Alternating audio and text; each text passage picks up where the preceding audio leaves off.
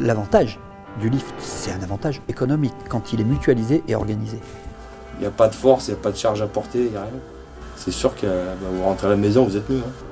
C'est un signe fort pour dire, les gars, il y a un vrai approvisionnement sur le chantier, on a pris en compte les besoins des entreprises. En l'espace de 6 mois, on avait approvisionné quelque chose comme 7340 tonnes de matériaux à l'intérieur des bâtiments.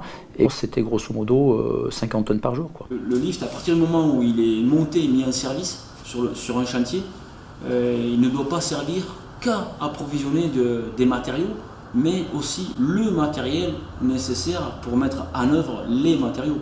Donc lève-plaque, échafaudage roulant, les pires. On a des diables, des choses comme ça, des petits chariots où on peut mettre du matériel justement pour aller vers les appartements ou approvisionner sur les terrasses. Ça permet d'alimenter le chantier avec beaucoup moins d'efforts sur la verticale pour les différents corps d'état.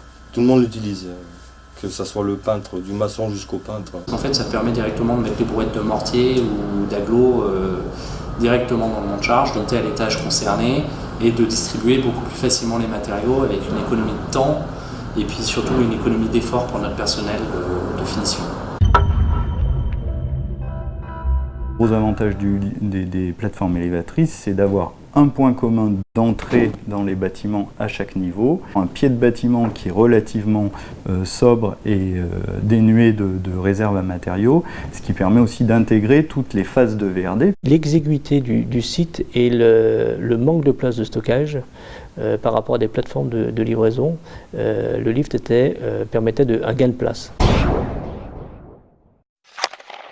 C'est que ça a évité beaucoup les déposes des garde-corps provisoires où parfois, malheureusement, même si on est très vigilant, il peut arriver que quelqu'un, pour approvisionner avec un camion ou un bras ou quelque chose, soit amené à déposer les garde-corps et ne les remette pas forcément tout de suite derrière. On s'est rendu compte que sur le bâtiment qui était équipé d'un autre matériau, on a rencontré beaucoup moins de soucis pendant les phases de chantier au niveau de la maintenance de nos garde-corps. Les accès au bâtiment sont souvent encombrés. Réduire les chutes de plein pied. Un chantier sûr, ça commence par être un chantier propre. Le reste du chantier reste propre, parce qu'on n'a pas un fourre-tout tout autour du site. On descend ces gravats de la même manière qu'on les a montés avec un monte-matériaux. On va les descendre dans des containers adaptés. Pour l'évacuation des déchets tous les jours, c'est excessivement pratique d'avoir un monte-matériaux. Pour l'ensemble des corps d'état secondaires, en fait, tout est évacué par là. Quand vous avez une planification qui est faite et que vous savez que vous arrivez sur un lift tel jour à telle heure, nécessairement, ça veut dire que les autres ne sont pas là.